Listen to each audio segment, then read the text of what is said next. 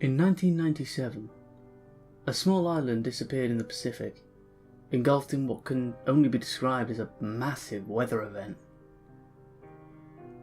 It took with it the lives of 4 meteorologists and 1 pilot. Their bodies were, of course, never found. This event may not seem familiar, and that's because it never happened. Well, at least, that's what the US government claims. I worked for them in '97. I was a younger man then, tempted by the thrill of storm chasing. When they offered to sponsor my hobby, I accepted without a second thought, sure that I would be thrust into the heart of the deadliest situation imaginable. I in fact spent most of my time behind a computer screen, monitoring blips on a radar and reporting my findings to my superiors. I wasn't the one to find the island in the Pacific.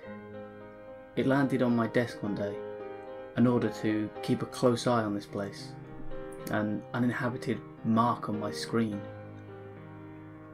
For weeks, I did constant checkups on this small place that had no abnormal patterns present.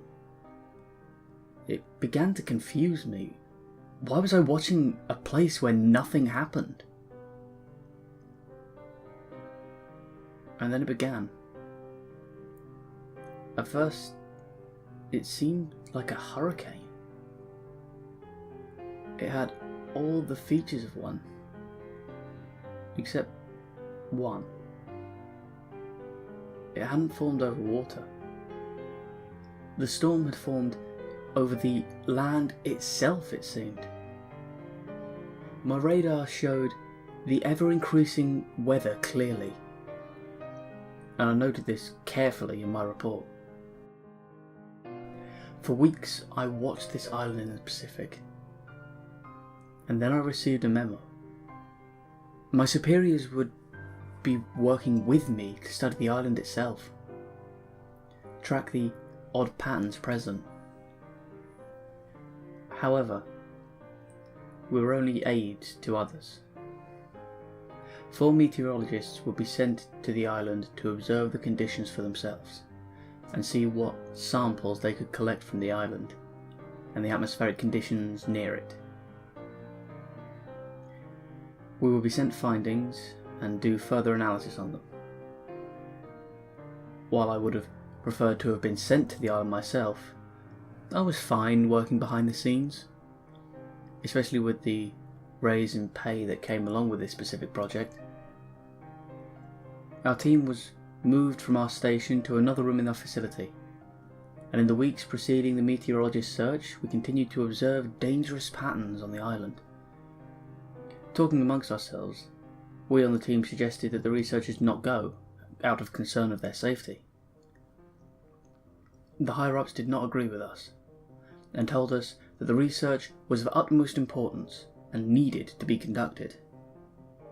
This news was blunt, and when it was given, it was definite and unwavering. In my boss's eyes, I saw something. I was surprised to see fear.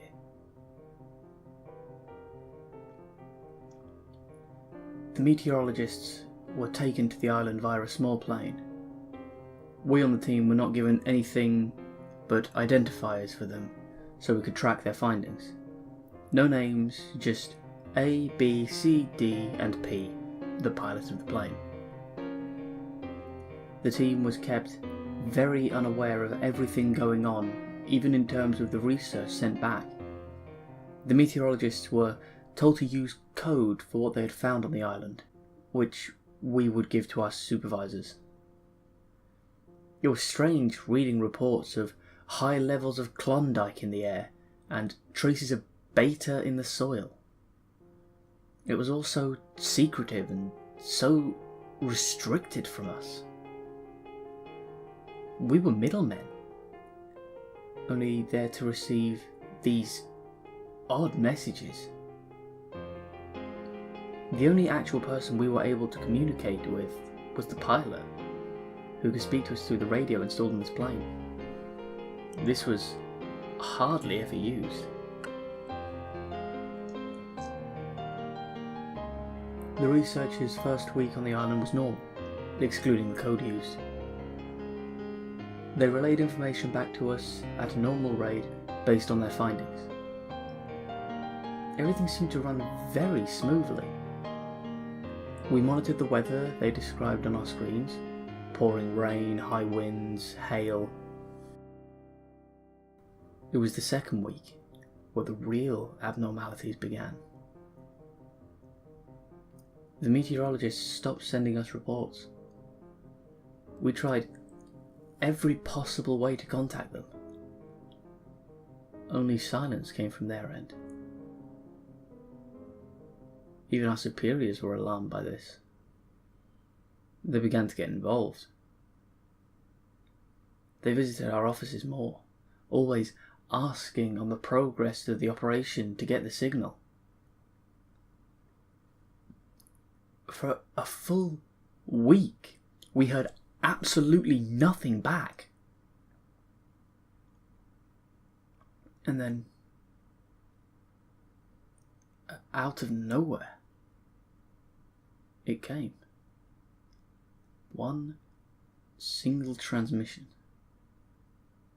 3 words that still fill me with dread when they creep into my head late at night when no one else is there. C is dead. And that was all. Immediately our small communications room was filled with people of high rank. Not only my supervisors, but my bosses.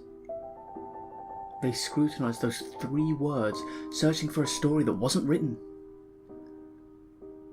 We on the weather team stayed back and watched the chaos unfold in front of us. The men scrambling to find answers. Then the second message came through. We'll continue mission as planned. It was so cold. Like the island, it was distant, isolated. We couldn't feel what was there in the words. If we could, I'm not sure we would have felt any better. What could we do? We waited for the higher-ups to leave and continued our work without talking to each other. We kept quiet and to ourselves, mulling over the strange horror that had taken our team by surprise. I doubt we could have told each other what we were feeling that day, even if we tried. The next day, I didn't want to come to work. I felt drained, out of place. I was being taken for a ride that I didn't want to go on, kidnapped and held hostage by the circumstances I had pulled myself in. Apparently my team must have felt the same way, because only about half of us showed up at all. Strangely, the routine became normal again. The meteorologists began transmitting at a normal rate again, with their strange codes made specifically for people that were not us. This went on for another week. Reports came in at a normal rate, and strangely it seemed that the event faded from memory.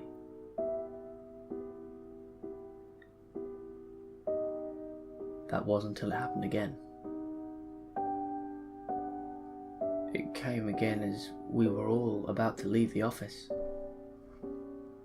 As we packed up our satchels and put on our jackets, we received another transmission from one of the researchers that made us all stop in our tracks. Lost A and D. Unlikely they will return. Cannot continue with search. Investigation has shown positive. For God's sake, send help. Evacuation is needed. release us from this hell.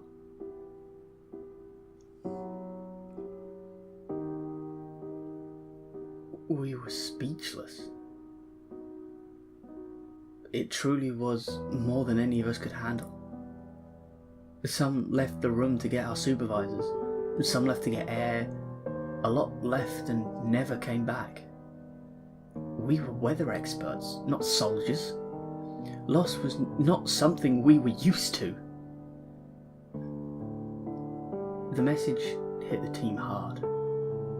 Again, people crowded into our small rooms to gawk at our computer screen.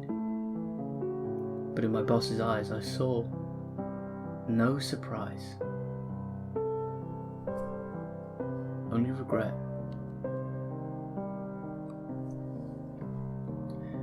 There were no transmissions for a while. To the team, it was almost a blessing. We were afraid of what the next message might be. So for us, it was better not to hear back at all. There were only a few of us left on our team now. Our small computer room had become a terrifying portal to a strange land.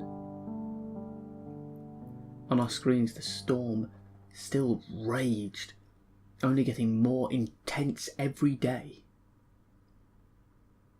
It grew in size and density, expanding grotesquely before our eyes. It was the following Tuesday that we received our final word from the island. We had had no transmissions for 5 days, apart from spare letters and numbers that made no sense. We all jumped when the crackling came from the radio we used to communicate with the pilot. It began as heavy breathing, compressed under a layer of static.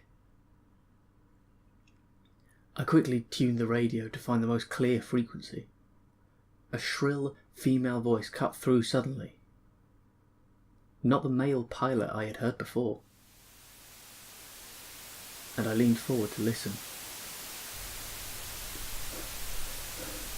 Under all counts, I know what I have done is proven. If you're reading this, please allow me to return. You do not know the horrors here. Please, let me return. Beneath her desperate cries, the sound of a storm raged. After the radio transmission, she still spoke, uttering prayers and repeating her last statement over and over again. For 5 minutes she did this. We sat with our hands covering our mouths, unsure how to proceed. Someone went to tell the supervisor, but he never came to see. There were no onlookers this time, just our team and the sounds on the radio. After those 5 minutes, her prayers turned into a shriek. She shouted, "No!" And then the radio transmission cut out. On our computer screen, the storm completely overtook the island. It increased drastically in size, density, and speed. All of the team left the room, except for me. Some cried, others were too shocked to speak, but I stayed, infatuated with what I saw displayed on the screen. The storm moved so fast. I watched as it moved, breaking apart, and saw all the pieces move into the ocean. As the storm cleared, I refreshed my screen to make sure I hadn't encountered a glitch in my system.